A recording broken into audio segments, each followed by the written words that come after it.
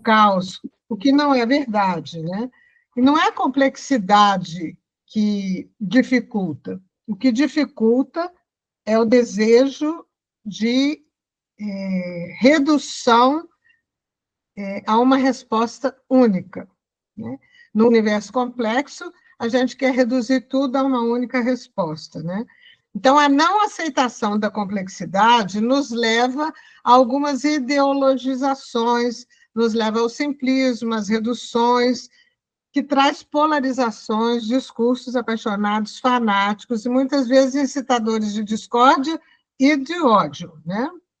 Então, se não aceitamos a complexidade, nós não aceitamos a beleza do diferente, da riqueza do diverso. Então, a expressão gênero acabou virando uma disputa ideológica. Pode passar. Quando nós falamos de gênero, nós precisamos lembrar que nós não sabemos de tudo. Não sabemos de tudo, né? Por isso, da mesma forma que eu disse lá, a importância dos conceitos e das definições, né? Buscadas na ciência, não no WhatsApp, não no acho que. Pode passar. As ciências nos trazem conceitos aqui necessários de dois outros conceitos, além de sexo e sexualidade. Corpo e corporeidade, né? Quando nós estamos falando de corpo, nós estamos falando da nossa materialidade, né? Do nosso corpo físico. E um corpo que é um organismo também com várias dimensões, dimensão cardiológica, renal, e aí é esse corpo físico, e outras, né? Mas quando nós estamos falando de corporeidade, nós estamos falando da nossa identidade, que é uma identidade biológica do corpo físico, mas também psíquica, espiritual, cultural, histórica, social, religiosa. Nós temos um corpo, mas nós somos uma corporeidade. Aqui um pouquinho a diferença. Pode passar. Então, eu queria trabalhar com vocês nesse tempo aí, vamos ver se a gente consegue, essas questões, que é a identidade de gênero, que é estudos de gênero, ideologias de gênero, expressões de gênero, violência de gênero e dignidade de gênero. Né? Vamos falar de identidade de gênero, pode passar. Quando nós estamos falando de identidade de gênero, nós estamos falando de identidade pessoal. Né? Nessa identidade pessoal, eu posso dizer, eu sou única, ou único, eu sou muitas ou muitos, eu ainda não sou, e eu sou com os outros. Pode passar, eu vou dizer um pouquinho de cada um.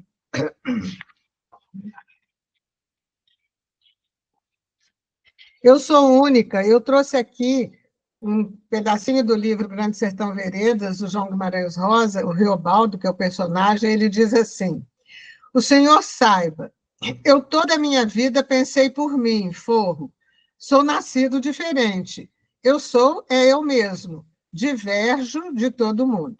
Linguagem sertaneja aí que diz, eu sou diferente de todo mundo, eu sou eu mesmo, então eu sou único. Pode passar.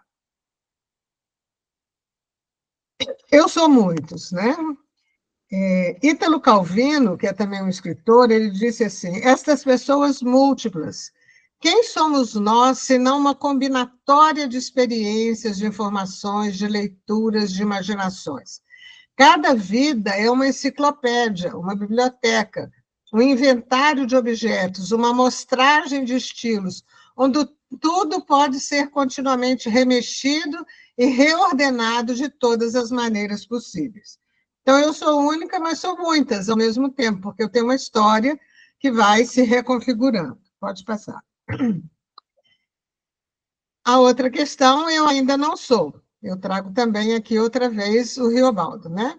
Ele diz assim, o Senhor mira e veja, o mais importante e bonito do mundo é isto, que as pessoas não estão sempre iguais, ainda não foram terminadas, mas que elas vão sempre mudando, afinam e desafinam. Verdade maior, é o que a vida me ensinou. Natureza da gente não cabe em nenhuma certeza. Quer dizer, a gente vai se fazendo ao longo das vidas, a gente nunca é completo, né? Nós estamos até o dia que a gente morrer, a gente está aprendendo e está se refazendo. Pode passar. A outra questão da identidade pessoal é que eu sou com os outros, né? Nós somos seres relacionais porque somos necessitados. Nós não sobreviveríamos sozinhos, né? Nós somos chamados a ser com os outros, né? Fomos criados para continuar essa criação, nos reproduzindo e cuidando uns dos outros, né? Então, eu sou com os outros. Pode passar. E essa identidade relacional, que é essa identidade com os outros, eu posso dizer, o outro me identifica, o outro é meu critério ético, o outro é meu inferno, o outro é meu sossego. O outro me identifica porque quando eu me encontro, por exemplo, com uma pessoa que tem uma outra identidade, vou falar aqui da identidade cultural, mais fácil da gente pensar. Eu me encontro com uma mulher japonesa, e eu olho para ela e vejo nela, ela é diferente de mim, na fisionomia, na língua que ela fala, no modo de se vestir, de se relacionar. Então, eu percebo imediatamente que eu não sou japonesa. Ao perceber que eu não sou japonesa, eu tenho que buscar a minha identidade e digo, eu sou o quê? Então, eu sou brasileira, por causa disso, disso, daquilo. Então, o outro me ajuda a me identificar. Depois, o outro é meu critério ético, né? Nós temos que pensar que toda relação é uma interpelação. A relação com o outro me afeta, me interpela, né? Me chama, me enriquece, me desafia também. E também me responsabiliza, né? Porque o outro que está diante de mim é sempre necessitado, como eu sou necessitado diante do outro, né? E uma vez responsabilizada, uma vez afetada, eu tenho que dar uma resposta.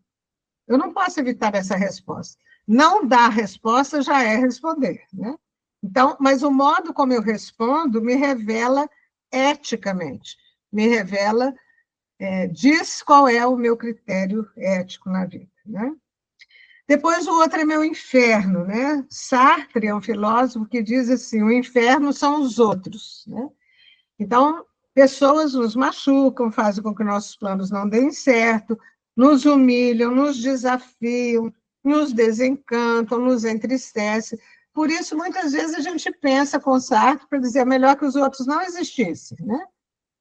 Mas o outro é também o meu sossego, né? Tem o outro que me ama, que me sustenta, que me apoia, que me consola, que me encoraja, que me alegra. No outro, eu posso descansar. Então, essa perspectiva nos renova a esperança, nos anima a prosseguir, né, em direção a um mundo melhor e mais saudável. Então, essa realidade pessoal e relacional, ela se cruza com a realidade, pode passar. Se cruza com a realidade, com o mundo no qual a gente vive. Aquilo que eu dizia, nós não podemos voltar a viver no século passado, nem na Idade Média, nem no tempo de Jesus. Nós vivemos esse tempo, por isso nós temos que ser contemporâneos de nós mesmos. E esse tempo é um tempo que traz a complexidade, é um tempo complexo, não é simples, né? Não é para, como diz o outro, não é para amador viver hoje, né? É um mundo do progresso, muitos progressos foram conquistados, mas também muitas dificuldades identitárias vieram com o progresso, né? Entre essas, eu fiz aqui um resumo, né? A fragmentação da experiência do viver. Nós vivemos meio fragmentados, não conseguimos viver a nossa unidade.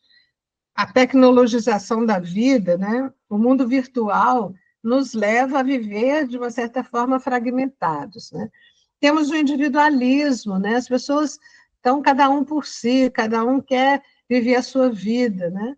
Um mundo tão liquefeito, aquilo que vivemos no mundo líquido, que é um mundo de provisoriedade, né? Tudo é provisório, porque tudo passa muito rápido. A notícia de ontem já é velha, hoje já tem outra coisa. Por isso a gente vive um mundo de incertezas. Nós também perdemos os ideais éticos, né? Lembro lá da pergunta do Marcos, os valores ficaram para trás por falta de fundamentos, por falta de explicitação dos valores de uma forma correta. Por isso, às vezes, a gente vive um certo conformismo, né? Um conformismo que nos leva a uma letargia, né? O mundo é assim mesmo, e assim não dá para mudar, né?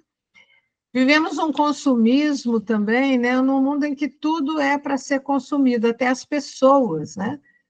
E E a gente vai de consumo em consumo, né? De coisa em coisa, né? E as pessoas viraram coisas também. E a ponto de nós normalizarmos aquilo que eu dizia, o absurdo, coisas que são absurdas e que a gente, se for consultar os nossos valores, nós não podemos concordar com isso, mas isso virou uma coisa normal, porque os jornais, as notícias, a internet tornou isso normal, né? E, por fim, nós vivemos uma época de fundamentalismo. Eu queria me deter um pouquinho aqui nessa questão do fundamentalismo. O que é o fundamentalismo, né? O fundamentalismo, ele confere caráter absoluto a um único ponto de vista, né? O fundamentalista, o radical, né? Aquele que é cheio de si, ele só acredita numa explicação, que para ele é suficiente e vale para tudo. Ele não aceita o diálogo, ele não aceita uma outra explicação possível, né? Ele não enxerga a pluralidade possível das explicações e das versões do mesmo fato, né? Neste caminho, dentro do fundamentalismo, nós encontramos a intolerância, o extremismo e o fanatismo. Pode passar. O fanatismo, gente, é um problema seríssimo, né? Os extremismos, hoje a gente fala extrema-direita, extrema-esquerda, essa ideia do extremismo, daquilo que está nos extremos, porque o filósofo vai dizer assim, a virtude está no meio, né? Quando a gente pensa no pêndulo, a virtude está no meio, quando o pêndulo está aqui balançando, mas quando o pêndulo fixa ou de cá ou de cá, o relógio para de andar, né? O fanatismo é esse relógio fixado, né? O fanático, ele nunca entra num debate. Se ele acha que algo é ruim, não está de acordo com o que ele pensa, o seu dever é eliminar imediatamente aquilo, ou a ideia ou a pessoa, né? Todos os tipos de fanático tendem a viver num mundo em preto e branco, num faroeste simplista de mocinhos e bandidos, né? O homem de bem e o homem do mal, né?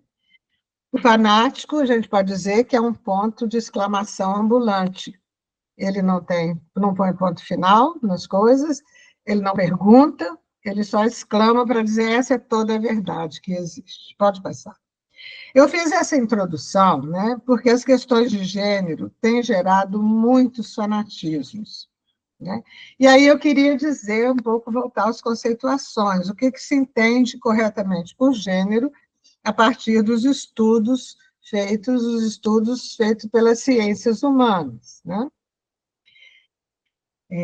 Então, gênero quer dizer, a palavra gênero quer dizer masculino ou feminino, alguém é do gênero masculino ou do gênero feminino, na sua dimensão biológica, que pode ser visível, mas também na sua relação de produção social e cultural.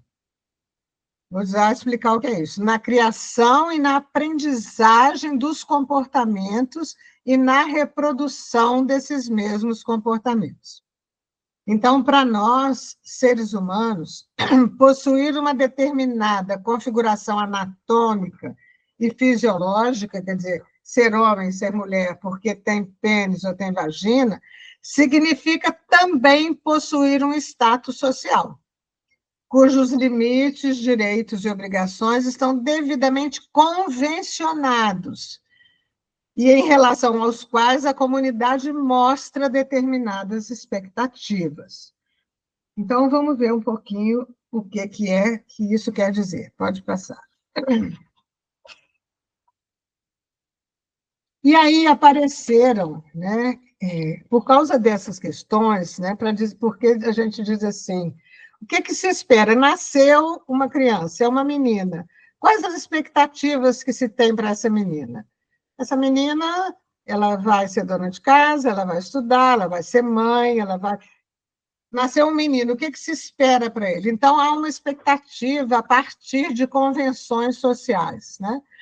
Os estudos de gênero, eles aparecem no movimento feminista dos anos 80 e 90 como um meio de avaliar essas diferenças entre os sexos quer dizer, há diferenças mesmo entre ser homem e ser mulher, do ponto de vista biológico, psicológico, e denunciar o uso de certos poderes a partir da afirmação dessa diferença.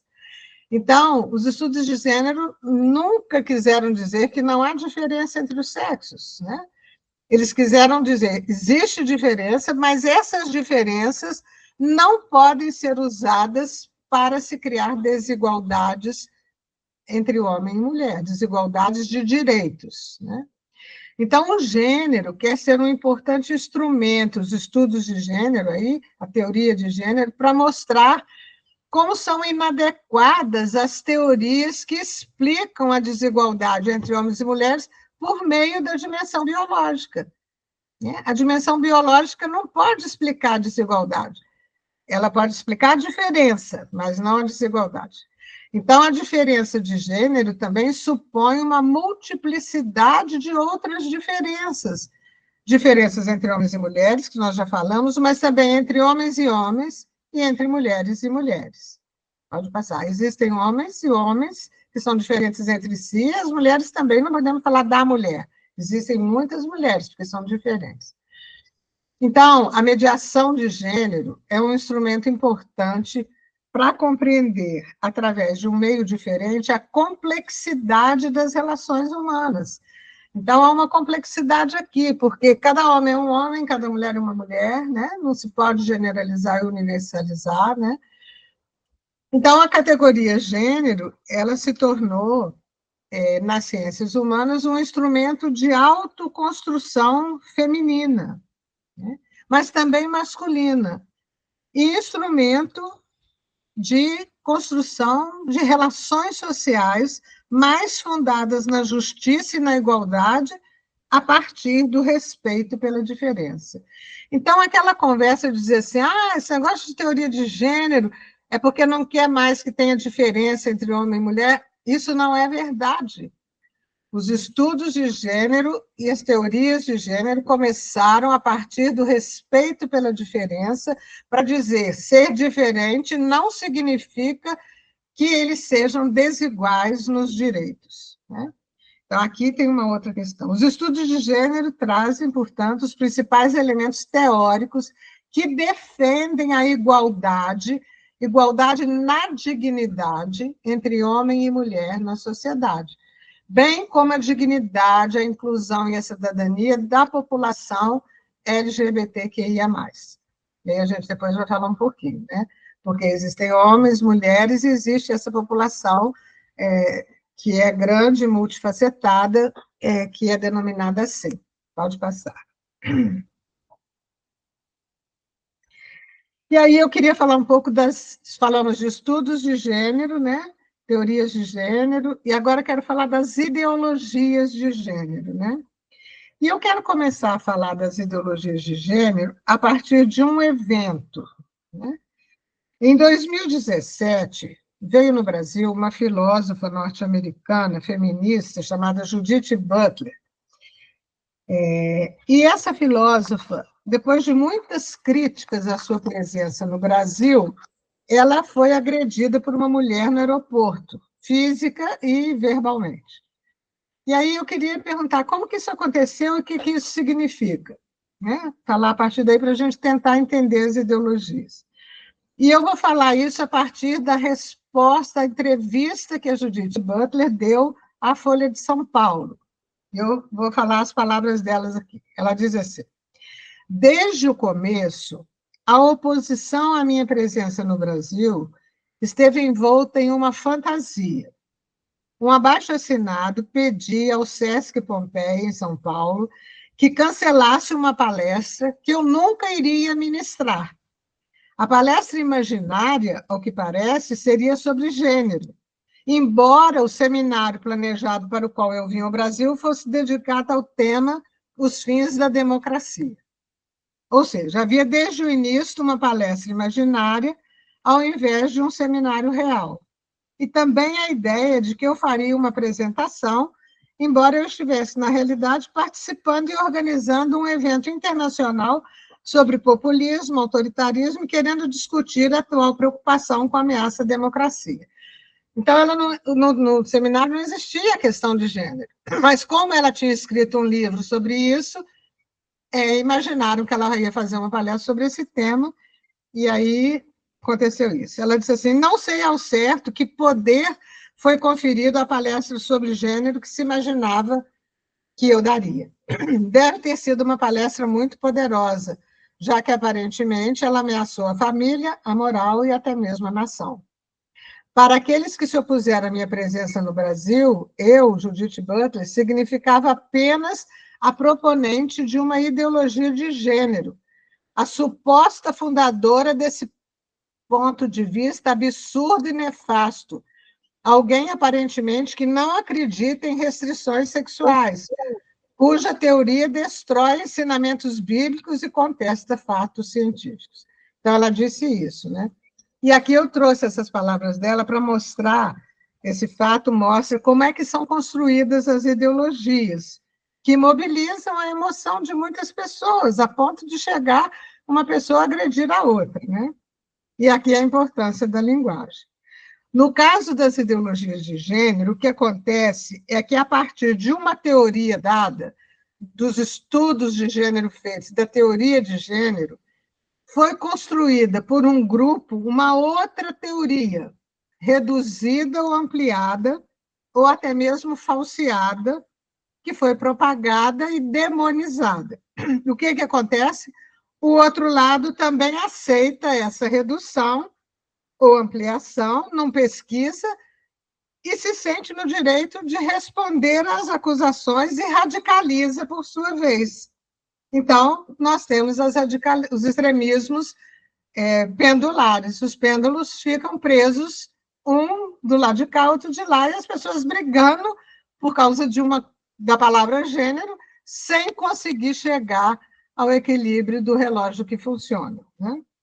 Então, nós temos aí as ideologias, que são sempre manipuladoras, né? E é por isso, né, por causa das ideologias construídas, que os estudos de gêneros têm sido fortemente criticados por alguns segmentos religiosos cristãos, incluindo a Igreja Católica. Isso porque só enxergam as ideologias, que são manipuladoras. Também no espaço público, essa oposição ideológica gera disputas na elaboração e na implementação de leis políticas e públicas que envolvem a família, a educação, a saúde e os direitos, com discursos e argumentações muitas vezes falsas e inventadas. Aquilo que eu disse lá, o kit gay, a mamadeira de piroca, os banheiros unissex na escola, a indeterminação de gênero, que seria apenas uma questão de escolha pessoal, né? Vou dizer, as crianças nascem e não vão mais ser registradas como menino ou menina, tem que esperar ela escolher o que ela quer ser. Isso nunca existiu, né, gente? São mentiras para justificar políticas públicas manipuladoras e para esconder problemas afetivos sexuais de muitos, né? Pode passar. Eu aqui queria trazer, depois de falar de ideologia de gênero, eu queria trazer o Papa Francisco, né? E trouxe essa figura, que é muito emblemática, né? É uma figura do aeropapa, o Papa Francisco no seu avião, e o piloto diz assim, ele baixou o vidro, né? E aparece o Papa Francisco com a mão para fora, acolhendo uma criança trazida pelos anjos, essas crianças trazidas pelos anjos. A gente sabe que a regra, a lei do avião, não pode baixar a janela, não pode abrir a janela, inclusive nem tem fecho, né? Nem trinco, porque o ar lá é pressurizado, não pode abrir. Mas aqui mostra, metaforicamente, que o Papa quebra regras para poder mostrar que as pessoas são mais importantes do que as regras. As pessoas são mais importantes do que aquilo que se disse que é a única verdade, né? E aqui é muito interessante a figura e é interessante uma fala do Papa Francisco. Ele começa aqui, a frase está no meio, mas eu vou começar pela frase. Ele diz assim, a cultura moderna e contemporânea abriu novos espaços, novas liberdades e novas profundidades para o enriquecimento da compreensão das diferenças entre um homem e uma mulher. mas introduziu também muitas dúvidas e muito ceticismo.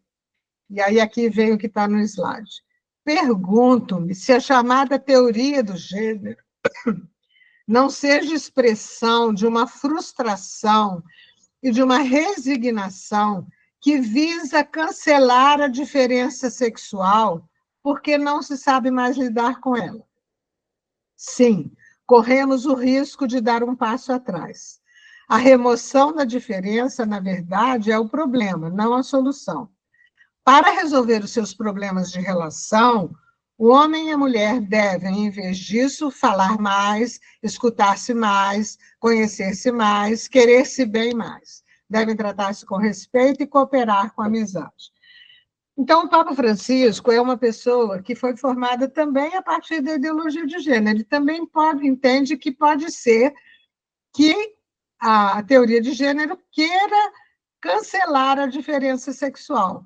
Só que ele tem uma diferença, ele pergunta. Ele não é fanático e nem fundamentalista que elimina a pergunta. Ele fala, pergunto-me se é isso, né? Então, ele diz, será? Né? Aqui está a diferença das ideologias, né? Então, ele não só pergunta, mas ele busca entender e ainda oferece uma saída positiva. Ele não chega para as pessoas com o chicote dos moralistas, né?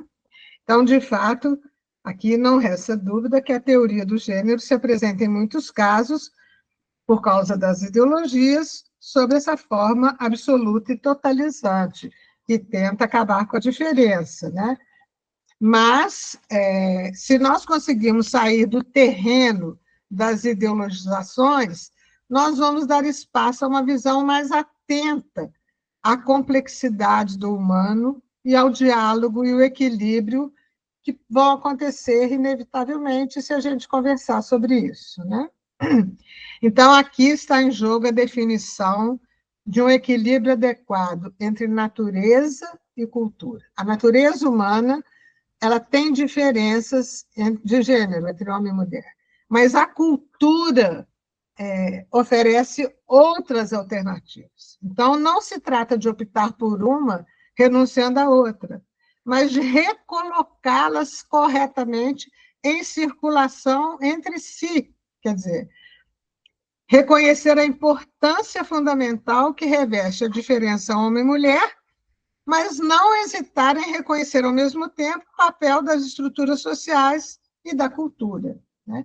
Então, é isso que é preciso que a gente converse quando se fala de gênero, para a gente sair desse lugar das ideologias, né? Pode passar, e aí a gente vai falar das expressões de gênero, né? A expressão de gênero, ou performance de gênero, né? Eu vou conceituar aqui como se conceitua na ciência, né? O conjunto de vestimentas, acessórios, modificações corporais, tatuagens, piercings, maquiagem, estilo de cabelo, depilação ou não, e também comportamentos, modos de agir, modos de falar, através dos quais uma pessoa exterioriza a sua identidade de gênero. Então, aqui, gente, é só para a gente lembrar, né, o que a sociedade espera das pessoas, né? Menino veste azul, menina veste rosa. Essa é uma expectativa da sociedade que já existiu, não sei se hoje ela é tão frequente, mas era um pouco assim, né? Vai fazer, é uma menina, então faz um enxoval rosa, menino. E, de repente, esse menino, ele resolve botar uma roupa rosa. Qual é o problema, né? Então, o menino, disseram para ele muitas vezes, homem não usa maquiagem, não usa brinco, não usa batom, mas de repente ele diz, mas eu quero botar um brinco, eu acho tão bonito, né? E qual é o problema dele botar o brinco, né? Ele está expressando no seu gênero masculino como homem, através de um enfeite que ele acha que é bonito, né? Então, a sociedade convencionou, mulher usa saia, homem usa calça comprida, né? Mas, de repente, a cultura vai dizer, não, as mulheres também podem usar calça, né? Por que não? Né? E as mulheres passaram a usar calça comprida num determinado momento. E isso, por que que isso interferiu no ser mulher, né? Então, aqui precisa compreender essas questões, essas expressões de gênero, né? E os modos de agir, os modos de falar, em que as pessoas conseguem se expressar a partir de como elas se compreendem, né? Como elas se compreendem.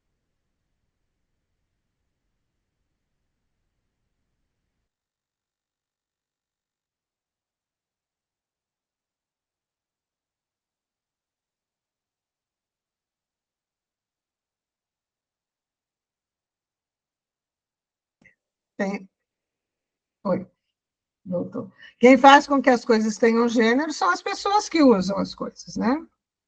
Então, essa questão das expectativas é complicado, né? E muitas pessoas sofrem dificuldades com essas atribuições. São pessoas que não conseguem atender aquelas expectativas. E a percepção que têm de si próprias difere da atribuição social que lhes foi dada.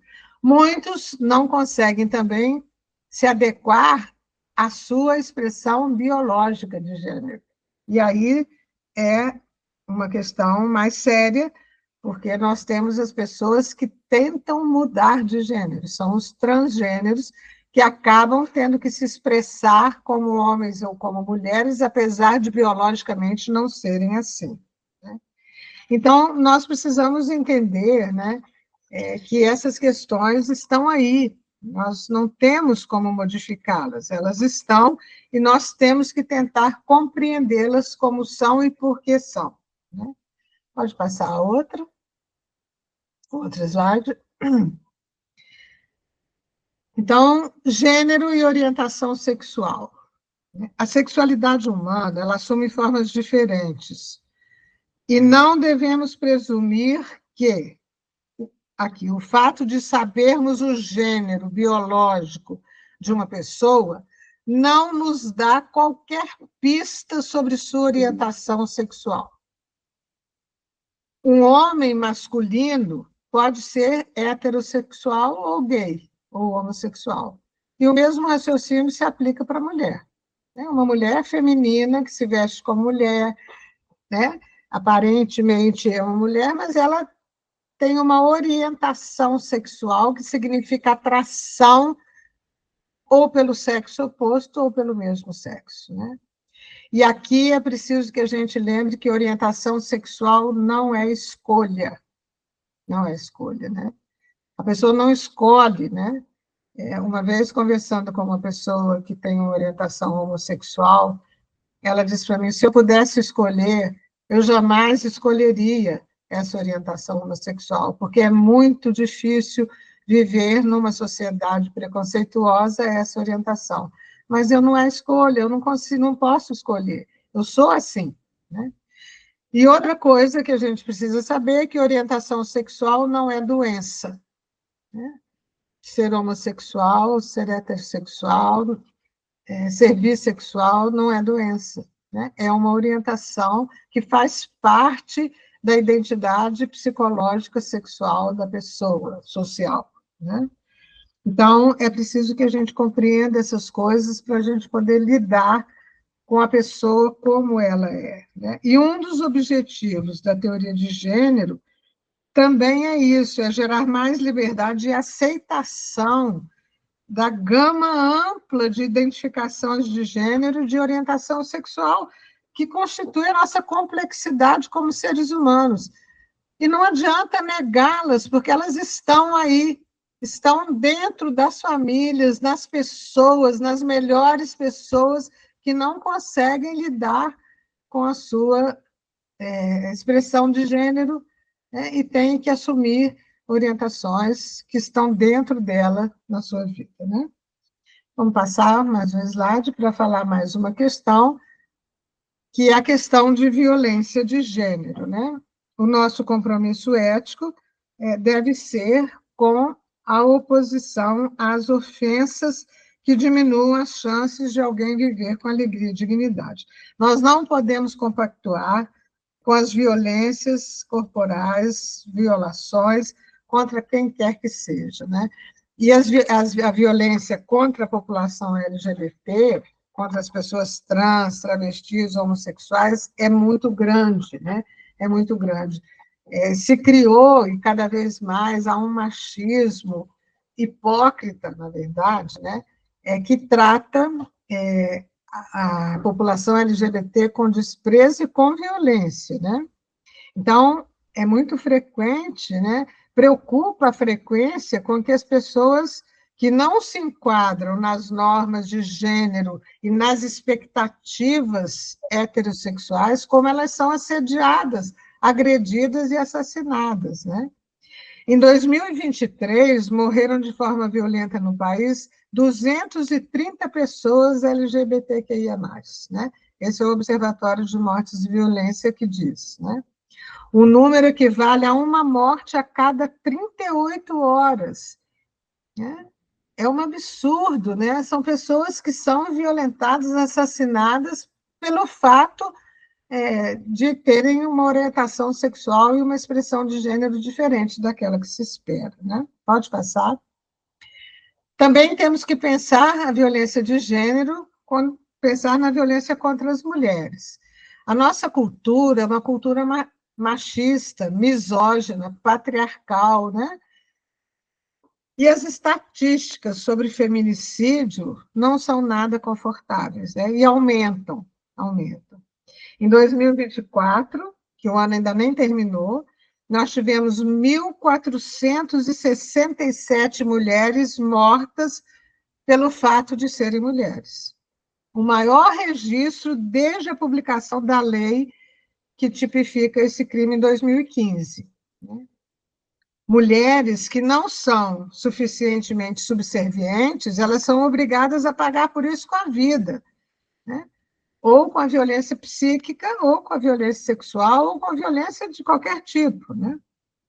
No Brasil, a cada 15 horas, uma mulher é assassinada. E, pasmem, acontece um estupro a cada 6 minutos. É muita coisa, né, gente? Para a gente pensar que podemos normalizar essa situação, né? A cada 6 minutos, uma pessoa é estuprada, é violentada sexualmente, né? Então, são esses os males sociais e as atrocidades que nós temos que nos opor, às quais nós temos que nos opor, procurando promover um mundo sem sofrimento, sem violências desse tipo. Para isso, nós precisamos nos afastar dos fanatismos e das ideologias, né? E aí, pode passar, eu trago outra vez o cristianismo, né? Dentro do amor e do apreço pela preciosidade da vida, o cristianismo traz a doutrina do amor e do apreço pela preciosidade da vida muito longe do veneno da caça às bruxas, né? Jesus foi aquele que acolheu com misericórdia todos aqueles que eram considerados pecadores naquele contexto, né? Podemos pensar aqui e lembrar da mulher adúltera, né? Jesus não era que ele era a favor do adultério, mas ele não podia ser a favor da criminalização da mulher adúltera. Ela precisava ser perdoada, ela precisava ser acolhida, ela precisava ser compreendida, né? O Papa Francisco, na Amoris Laetitia, no capítulo 8º da Amoris Laetitia, ele vai falar uma coisa muito interessante. Ele vai dizer assim, nós precisamos, o título do capítulo 8º é esse: acompanhar, discernir e integrar a fragilidade. E aqui um pedacinho da Amoris Laetitia. Ele diz assim: embora não cesse jamais de propor a perfeição e convidar a uma resposta mais plena a Deus, a Igreja deve acompanhar com atenção e solicitude os seus filhos mais frágeis, marcados pelo amor ferido e extraviado, dando-lhes de novo confiança e esperança, como a luz do farol de um porto ou de uma tocha acesa no meio do povo para iluminar aqueles que perderam a rota ou estão no meio da tempestade. Não esqueçamos que muitas vezes o trabalho da igreja é semelhante ao de um hospital de campanha. Então, o Papa Francisco propõe, né? João Paulo II já tinha proposto, e ele reforça a moral da gradualidade e do bem possível. Existe um ideal que está posto lá na frente, nós não podemos esquecer do ideal. Só que as pessoas estão cá atrás, e elas não conseguem dar um salto em direção ao ideal. No máximo, elas conseguem, às vezes, dar um passo ou dois. E nós temos que aceitar os passos possíveis e ajudar a caminhar, a que as pessoas caminhem, caminhando com elas, né? Então, essa é a moral da gradualidade e do bem possível. E também precisamos reconhecer o mérito dos estudos de gênero, que vieram nos mostrar que ser diferente não significa ser tratados como desiguais e com dignidades diferentes. Todas as pessoas têm a mesma dignidade de criaturas, filhas de Deus, criadas por Deus. Né? Pode passar. Então, eu termino aqui um pouco pensando que nós somos chamados a amar as pessoas como Deus nos ama, né? E esse é o maior dos mandamentos, né? Francisco explicita isso muito bem quando fala do coração de Jesus, né? Essa carta encíclica que saiu agora, recentemente, esses dias, que se chama Ele nos ama. Né? E o Papa Francisco, muitas vezes, recebeu lá, ele praticou isso, né? Esse amor de Deus pelos outros, quando ele recebeu pessoas transexuais, casais homossexuais, acolheu, conversou com eles, escutou, recebeu e disse para eles: Deus ama vocês do jeito que vocês são. Ele disse, ele não propôs a cura gay para ninguém, não propôs que eles retomassem o seu sexo biológico, e disse: Deus ama vocês como vocês são. Então, essa perspectiva, né, de retomar esse coração de Jesus para falar do amor de Deus por nós, do amor que nós temos que ter por todas as pessoas, embora cada um seja diferente, seja aquilo que ela é dentro das suas possibilidades, é importantíssimo. Aqui eu me lembro uma história, e rapidinho aqui termino, do padre Júlio Lancelotti. O padre Júlio Lancelotti cuidou durante muito tempo das crianças que estavam no orfanato e que eram filhos de pais que tinham o vírus HIV e morreram de AIDS. E essas crianças ficaram no orfanato e muitas foram contaminadas e tinham o vírus HIV. E ele disse que um desses meninos, o Daniel, ele o levou lá na igreja e ele viu uma imagem do coração de Jesus e perguntou para ele assim: o coração dele está para fora? Por que ele tem o coração do lado de fora? E aí o padre Júlio disse que ficou assim, disse assim: ele tem o coração do lado de fora porque ele ama muito. Quem ama muito tem o coração do lado de fora. E aí o menino perguntou assim: e dói? E o padre Júlio disse: dói. Dói, mas é importante e é preciso amar as pessoas, né? Ter o coração do lado de fora. Então, eu acho que é isso que Deus nos pede, que a gente tenha, e que o Papa Francisco nos pede, que a gente tenha o coração do lado de fora, como Jesus, sendo capaz de amar as pessoas como elas são. Muito obrigada, e fico agora à disposição de vocês.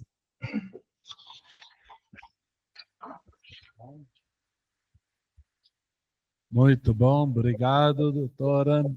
E vamos então, como na outra vez, fazer as perguntas, né, e interagir, e depois vamos para o assunto. Então, quem tem pronto, venha, vamos lá.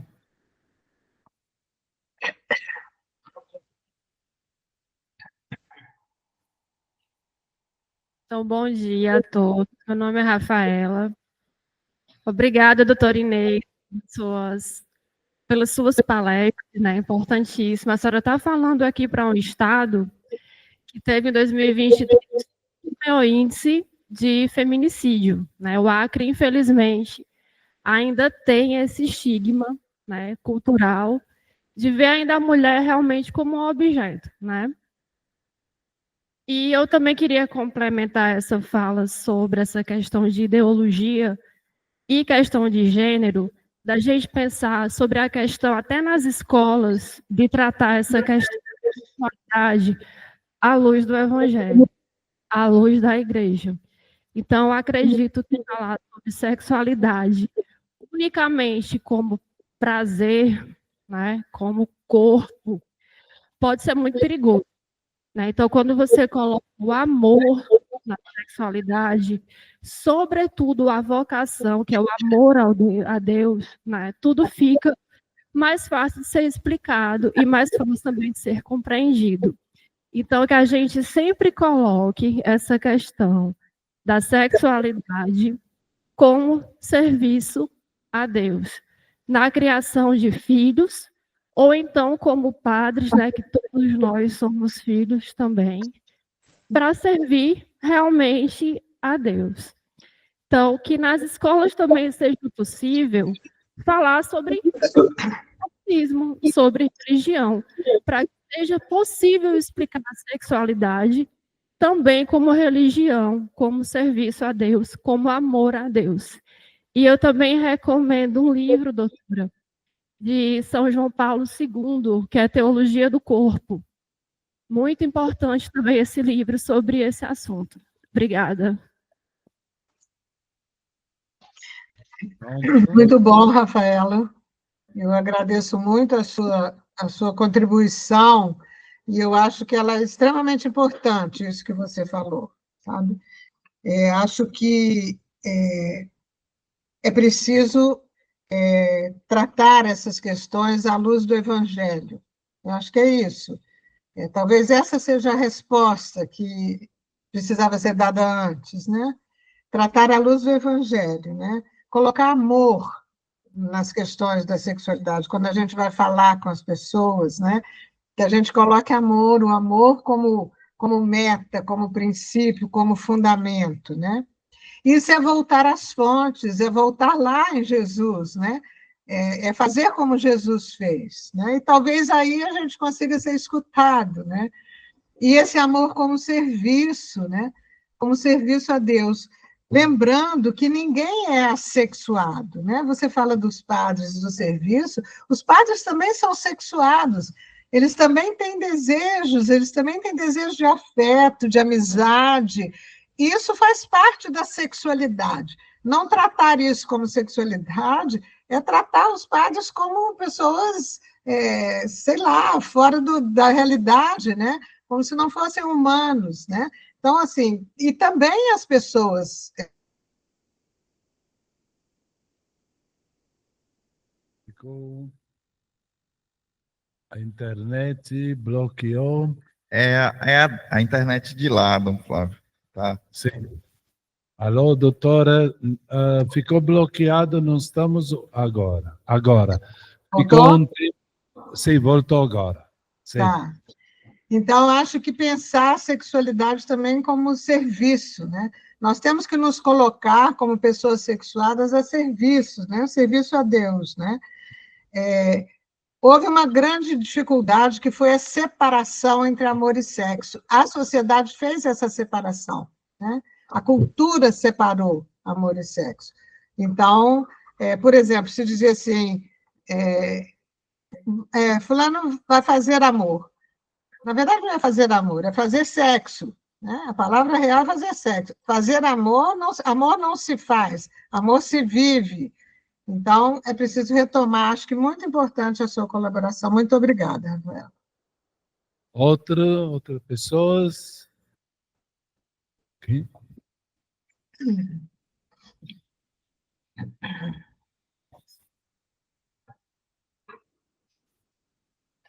Bom dia, eu sou a professora Maria Socorro Rodrigues da Silva, da cidade de Tarauacá. Eu, professora, trabalho numa escola de ensino médio e como lidar doutora, eu lhe pergunto, como lidar com essa situação que nós convivemos no nosso dia a dia, né? Principalmente numa escola de ensino médio, onde nós vivenciamos a todo momento isso na escola. A gente vê que está muito intenso, tá? Não é discriminação, né? Mas a gente vê que está muito intenso. Como lidar com essa determinada situação, principalmente quando a gente vê profissionais nessa área? Qual situação, Socorro? Não entendi. Qual situação?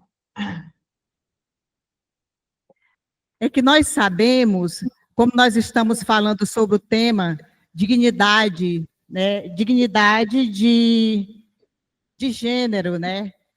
Uhum. Então, e nós sabemos que hoje, nas escolas, quando nós falamos escola, nós se referimos também à família, né? Tem a família, né?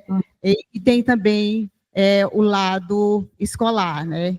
E nós sabemos que está intensificado, vamos dizer assim, essa situação de dignidade de gênero, principalmente dentro da unidade escolar, ou seja, a instituição escolar. Professora Inês, então, que tanto como alunos, alunas, como profissionais de educação, tem gays e lésbicas. Pronto, traduzindo a pergunta. Imaginei que seria isso, mas ela não disse, né? Mas, por isso, Socorro, eu só voltar para você, precisa dizer as coisas com clareza, isso é que eu estava dizendo. Precisa dar nome às coisas. Nós temos, entre os professores e alunos, pessoas homossexuais que vivem a sua homossexualidade no dia a dia. É isso, né? Como lidar com isso? Eu acho que nós temos que lidar com tranquilidade. Primeira coisa é tranquilidade. E lembrando aquelas coisas que eu disse, né? Ser homossexual, ser gay ou ser lésbica não é uma doença. Isso está provado pela ciência, né? Pela psicologia e pela medicina, que não é uma doença a ser tratada.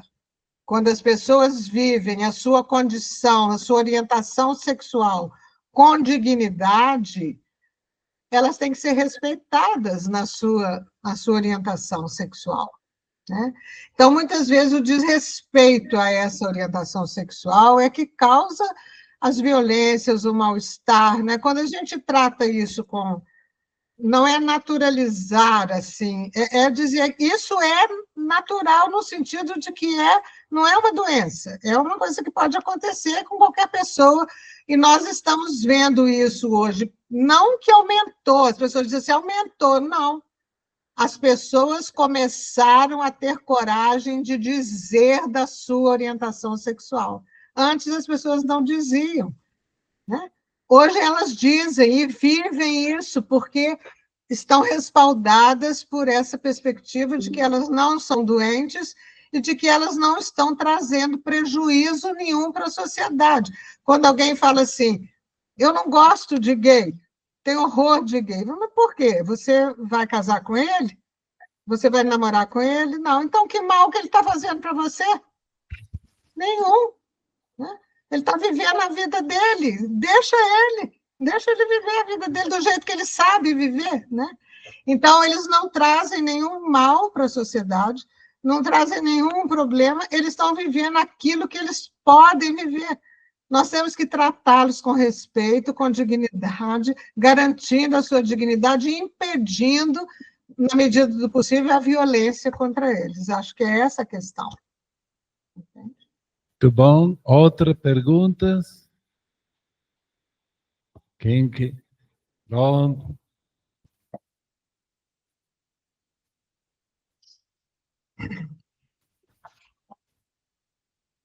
Eu sou a professora Conceição, né? Estou fazendo a pergunta para a senhora de novo.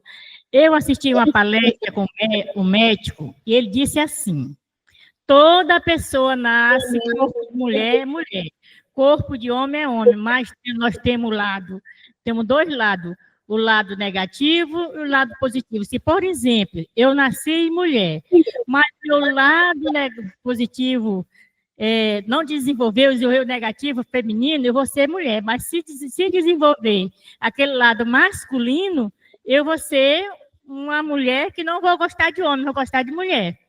Ele falou isso bem para a gente. Então, não é doença, não é porque a pessoa quer, é porque a pessoa nasce com esses dois lados. Um se desenvolve e a culpa o lugar do outro. E se não se desenvolver, por exemplo, nasce um menino, mas o lado masculino dele se desenvolver, ele acaba com o feminino.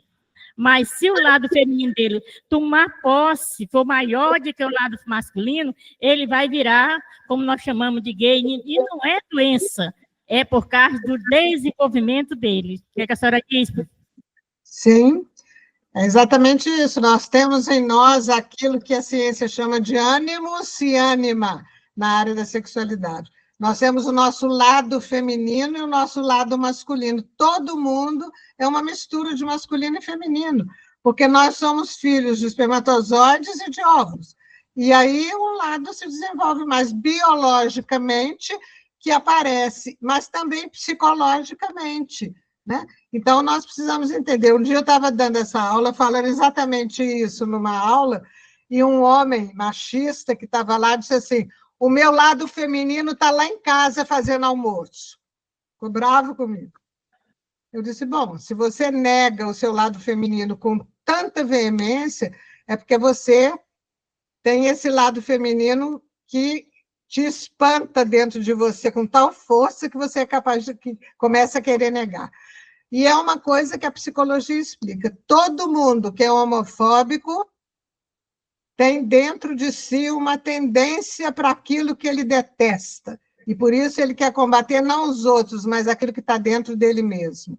Então, a gente tem que ter muito cuidado e saber fazer a leitura dos homofóbicos fanáticos, porque, no fundo, você acaba descobrindo que ele tem uma tendência homossexual e homoafetiva, né? Então, é preciso que a gente tenha clareza e tenha tranquilidade para lidar com essas questões, sabendo que são questões que acontecem na vida das pessoas e que as pessoas precisam ser aceitas como elas são, né? Preconceito não ajuda, não leva a lugar nenhum. É isso mesmo, Dionara. Obrigada.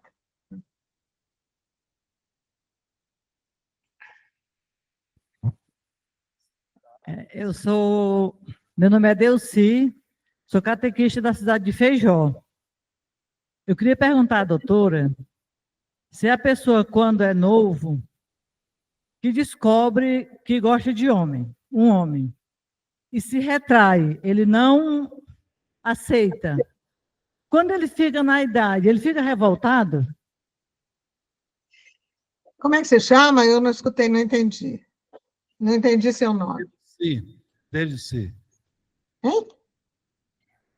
Delci. Sim. Então, olha aqui. Tá, obrigada. Eu penso o seguinte, o que a ciência vai dizer assim, existe uma homossexualidade passageira, Delci. É uma homossexualidade que às vezes acontece na adolescência, na infância, que, por se formarem grupos, né, de homens e grupos de mulheres, que é muito comum na adolescência, os meninos se juntarem para brincar, os homens eles começarem a se apaixonar uns pelos outros, ou a menina se apaixona pela professora, ou o menino pelo... às vezes acontece, mas essa é uma situação passageira, não é uma orientação real, né? E isso pode ser uma coisa momentânea e depois passar. E depois a pessoa, a personalidade vai se amadurecendo e formando, e a orientação sexual se define como heterossexual. Agora, se é uma orientação real homossexual, e ele for levado a inibir essa orientação a vida inteira, a esconder, a se reprimir, ele vai adoecer. Leva muitos ao suicídio, leva muitos a doenças patológicas, a neuropatias, a pessoa tem uma psicose, uma neurose, a pessoa fica doente porque ela não é reconhecida como ela é. É possível a pessoa adoecer. Portanto, a gente precisa ter consciência de que nós precisamos ajudar as pessoas a se reconhecerem como são e aceitá-las como são, para que elas não adoeçam. Porque muitas doenças mentais que depois podem se transformar em doenças violentas. A misoginia, a pedofilia e outras patologias podem originar dessa não aceitação da pessoa como ela é, né? Então, a gente tem que ter muito cuidado e critério para lidar com as pessoas, né? É isso aí. Muito bom. Bom dia, eu sou Solange, sou professora e sou mãe de 3 filhos. Eu acho que tudo que nós estamos discutindo hoje, desde ontem, desde a primeira palestra, a palestrante falou sobre nós fomos feitos para amar. A única via é o amor. Eu acho que falar sobre sexualidade passa também por essa via do amor e do respeito. Como você bem falou, nós não precisamos gostar, ninguém vai levar para casa, nós só precisamos respeitar. E quando a gente fala sobre sexualidade, e desde a sua primeira fala, que eu analiso o quanto nós somos analfabetos, né? O quanto nós precisamos dessa alfabetização. E os nossos tabus, eles vêm exatamente pela falta do conhecimento. Quem me educou para a sexualidade? Quem está educando o meu filho para viver a sexualidade? Por que quando eu olho para uma pessoa que é homossexual, eu vejo logo o sexo dela? O pecado dela é explícito. Para mim, é o pecado dela que está explícito. Eu olho para um beberrão, está tudo bem. Eu olho para um ladrão, está tudo bem. Eu olho para uma pessoa que trai a mulher, está tudo bem.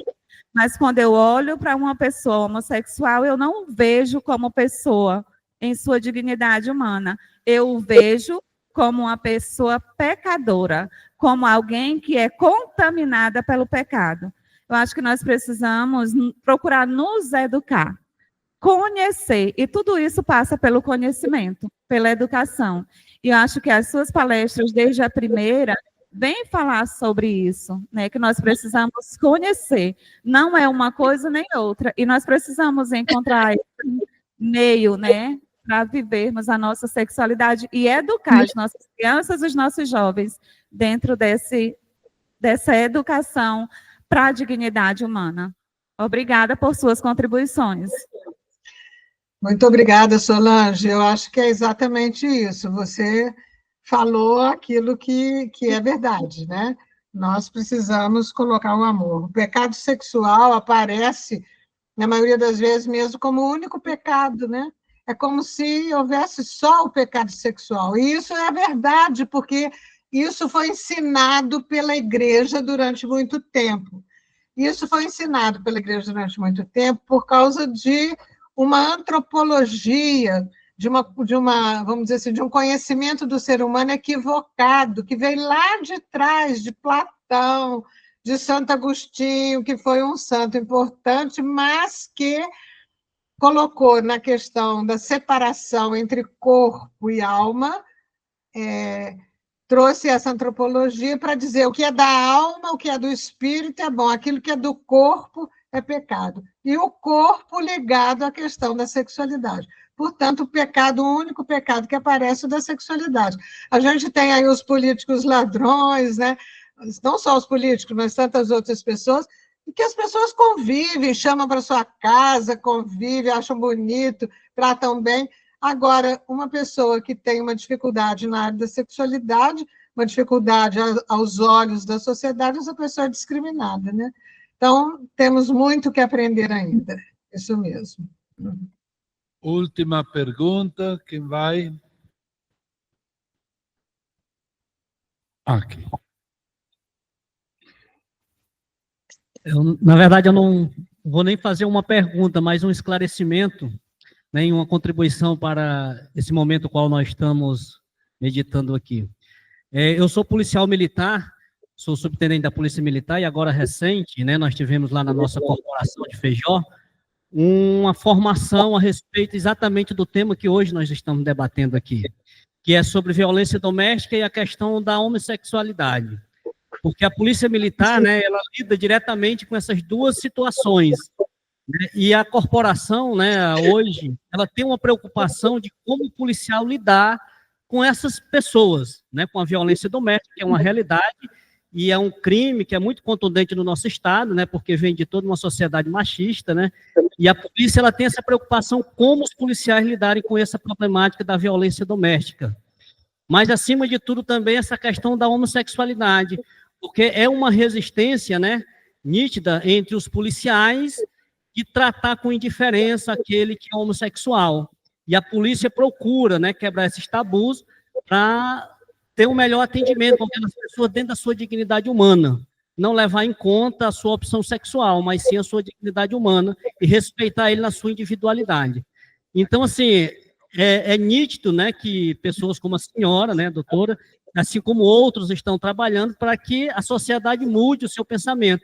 E a polícia, né, assim como a igreja hoje também está fazendo, mudando, né, o seu posicionamento para que seja mais humanizado, né, essas pessoas que sofrem tantos preconceitos e violência por causa da sua maneira de viver, da sua escolha, ou de como eles próprios nasceram, né? E nós só temos que respeitar. Então, eu queria dizer assim, que a polícia militar, assim como a igreja também, tenta mudar, apesar de que o policial, antes de ser policial, ele também teve uma formação familiar, e é uma resistência muito grande, né, entre os policiais, em aceitar o outro como diferente. Eu fico muito feliz, Marcos, de ouvir essas suas palavras, né? Porque a polícia ela tem um importante papel na contenção da violência, né?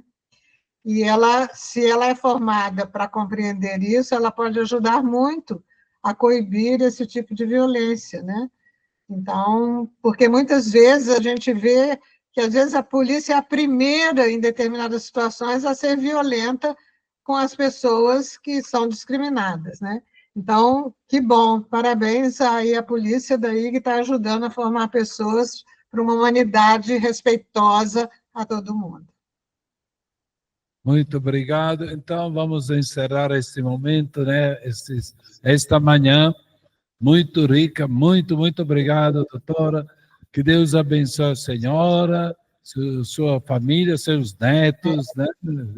Porque que Deus abençoe, tá? Muito obrigado. Eu agradeço ao senhor, Dom Flávio, pelo convite, né, pela confiança, e espero poder um dia ir visitar vocês pessoalmente, né? Tá bom? Certo. Fico feliz com o trabalho que vocês estão realizando aí. Tá? Venha experimentar a melhor farinha do mundo, tá? Que é aqui em Cruzeiro, né? Okay. John, né? Abraço a todos. Ótimo. Obrigado. Alô.